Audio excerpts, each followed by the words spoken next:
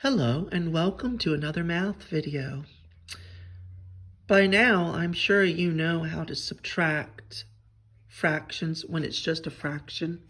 Like say that, for example, which you couldn't really do, but just for the sake of example, with just a fraction without a whole number with it.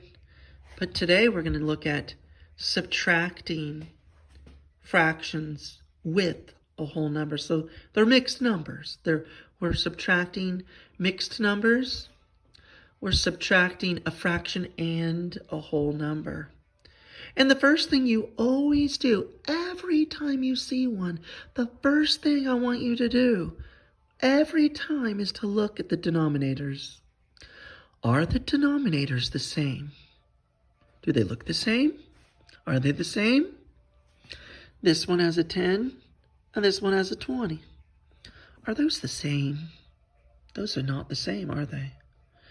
Therefore, we have another process we need to do, another step we need to do so that they are the same. You can't do anything. You can't do anything until they're the same. Don't just start subtracting. Oh, 3 minus 1 equals 2. Oh, that's 220. No, because that's a 10. That's not a 20. They have to be the same, don't they? So always look first if they're the same. And if they're not the same, we have to make them the same. So what you do is you make equal fractions. We put an equal sign next to them. We're going to make another fraction that's equal to that fraction where they're both the same denominator. And you look at those denominators, the 10 here and the 20 here. And we think to ourselves, we need to first find the least common denominator. Now, in order to find the least common denominator, we look at those two numbers, 10 and 20. What number can both of those divide into? What's the smallest or least number that they both can go into? Which means it is either going to be one of those numbers or a number that's larger than those numbers. And here's a trick I always like to tell my students, and that is this. Look at the smaller one and then look at the bigger one. Can the smaller number go into the larger number? In other words, if you were dividing them, could you divide 10 into 20? You can. Those two numbers work. Yes, you can do that. Therefore, if you can divide the smaller one, 10, into the larger one, 20, then you know 20 is going to be the one you use for your least common denominator. So let's use it. Let's write 20s down here right now. You ready? Let's write a 20 down here. 20. Make them both 20. Okay? Make them both 20 and then look at them. All right? 20 times what equals 20 as we make our equal fraction? What did we multiply by to get 20? What can we multiply by to get 20? 20 times 1 equals 20. Now look at the top, the numerator. 1 times what? 1 equals 1. You see, since we multiplied the denominator times 1, we also have to multiply the numerator times 1. And it equals 1.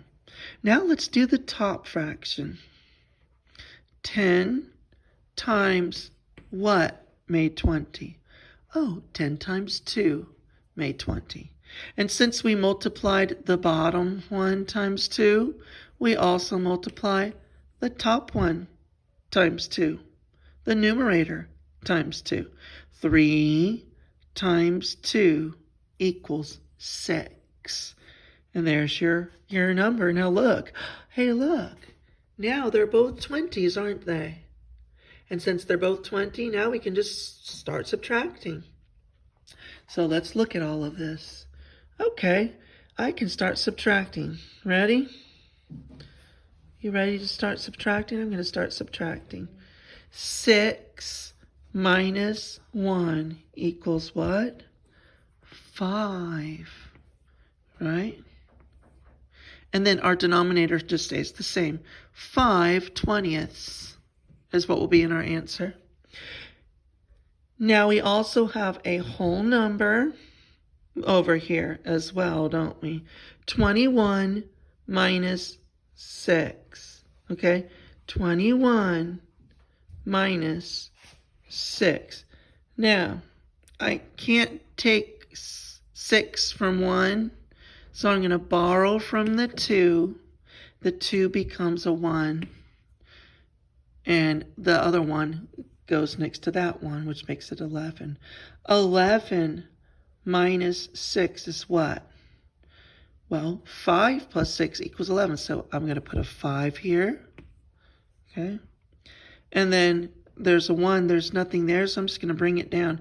You notice as I'm bringing it down, though, I'm writing it really close to my fraction. That helps it to all be put together, close together. Instead of a whole number way over here because we wrote all this, just write it next to my fraction. But I'm not done yet. At the very end, I look, okay, I have a whole number and a fraction. Look at my fraction. Can it be reduced? And is it proper or improper? Well, it is proper because the denominator's larger, so that's good. It is proper. But can it be reduced? It can be reduced.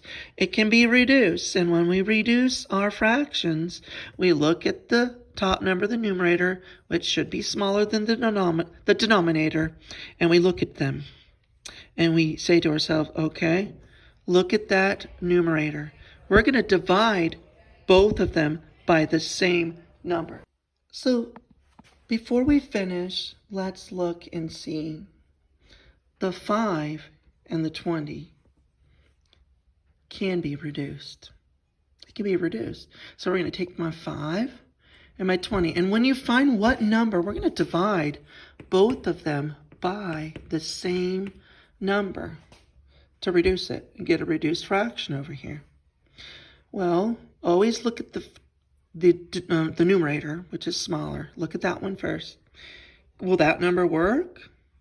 And if not, go down, because it's not going to be any bigger than our numerator. It's either going to be that number, or it's going to be a number smaller, or a number smaller, or a number something smaller below that. So let's find it. Will 5 go into 20? Yes, 5 will go into 20. Since 5 can go into 20, we can use 5. 5 divided by 5 equals 1. See that? And 20 divided by 5 equals 4.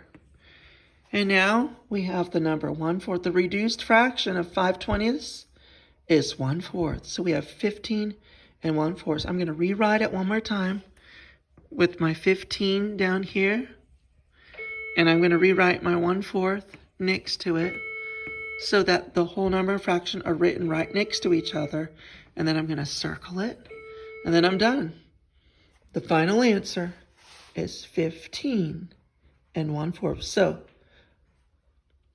So we had 21 and 3/10 minus 6 and 1/20 equals 15 and 1/4. Hope this helps someone today. Bye for now.